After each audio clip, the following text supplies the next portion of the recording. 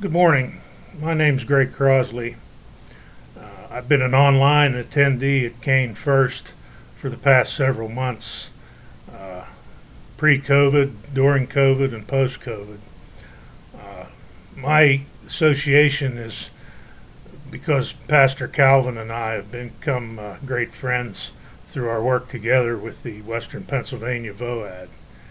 And this morning I've been asked to read for you from Acts 27, the New International Version, and it's Paul sails for Rome. But when it was decided that we would sail for Italy, Paul and some other prisoners were handed over to a centurion named Julius, who belonged to the imperial regiment. We boarded a ship from Andramatium, about to sail for ports along the coast of the province of Asia, and we put out to sea. Aristarchus, a Macedonian from Thessalonica, was with us. The next day we landed in Sidon, and Julius, in kindness to Paul, allowed him to go to his friends so that they might provide for his needs. From there we put out to sea again and passed to the lee of Cyprus, because the winds were against us.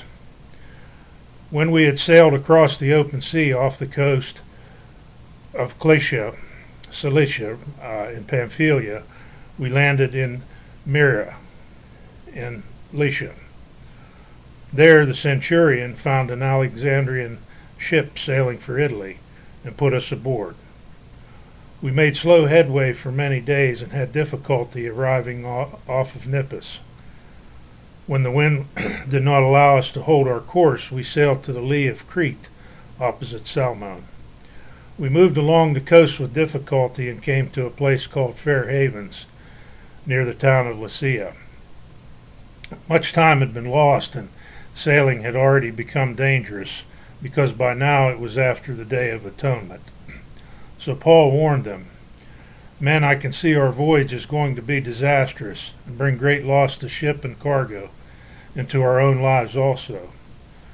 But the centurion, instead of listening to what Paul said, followed the advice of the pilot and the owner of the ship. Since the harbor was unsuitable to winter in, the majority decided that we should sail on, hoping to reach Phoenix and winter there. This was a harbor in Crete, facing both southwest and northwest. When a gentle south wind began to blow, they saw their opportunity, so they weighed anchor and sailed along the shore of Crete. Before very long, a wind of hurricane force called a northeaster swept down from the island. The ship was caught by the storm and could not head into the wind, so we gave way to it and were driven along. As we passed to the lee of a small island called Cauda, and were hardly able to make the lifeboat secure, so the men hoisted it aboard. Then they passed ropes under the ship itself to hold it together, because they were afraid it would run aground on the sandbars of Syrtis. They lowered the sea anchor and let the ship be driven along. We took such a violent battering from the storm that the next day they began to throw the cargo overboard. On the third day they threw the ship's tackle overboard with their own hands. When neither sun nor stars appeared for many days and the storm continued raging, we finally gave up all hope of being saved. After they had gone a long time without food, Paul stood up before them and said, "Men, you should have taken my advice not to sail from Crete. Then you would have spared yourselves this damage and loss. But now I urge you to keep up your courage, because not one of you will be lost. Only the ship will be destroyed. Last night an angel from the God to whom I belong and whom I serve stood beside me and said, 'Do not be afraid, Paul. You must stand trial before Caesar, and God has graciously given you the lives of all who sail with you. So keep up your courage, men, for I have faith in God that it will happen just as he told me. Nevertheless, we must run aground on some island.'" On the 14th night, we were still being driven across the Adriatic Sea when about midnight the sailors sensed they were approaching land. They took soundings and found that the water was 120 feet deep. A short time later, they took soundings again and found it was 90 feet deep. Fearing that we would be dashed against the rocks, they dropped 4 anchors from the stern and prayed for daylight. In an attempt to escape from the ship, the sailors let the lifeboat down into the sea, pretending they were going to lower some anchors from the bow. Then Paul said to the centurion and the soldiers, "Unless these men stay with the ship, you cannot be saved."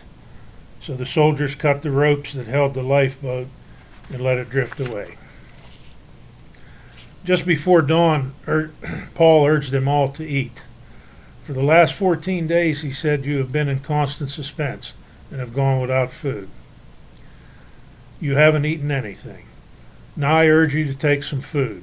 You need it to survive. Not one of you will lose a single hair from his head. After he said this, he took some bread, gave thanks to God in front of them all. Then he broke it and began to eat. They were all encouraged and ate some food themselves. Altogether, there were 276 of us on board. When they had eaten as much as they wanted, they lightened the ship by throwing the grain into the sea. When daylight came, they did not recognize the land, but they saw a bay with a sandy beach, where they decided to run the ship aground if they could. Cutting loose the anchors, they left them in the sea. At the same time, untied the ropes that held the rudders. Then they hoisted the foresail to the wind and made for the beach. But the ship struck a sandbar and ran aground.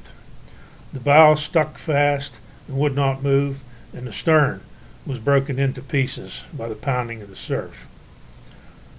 The soldiers planned to kill the prisoners to prevent any of them from swimming away and escaping. But the centurion wanted to spare Paul's life and kept them from carrying out their plan. He ordered those who could swim to jump overboard first and get to land. The rest were to get there on planks or on other pieces of the ship. In this way, everyone reached land safely. This is the word of God for us, the people of God. Praise be to God.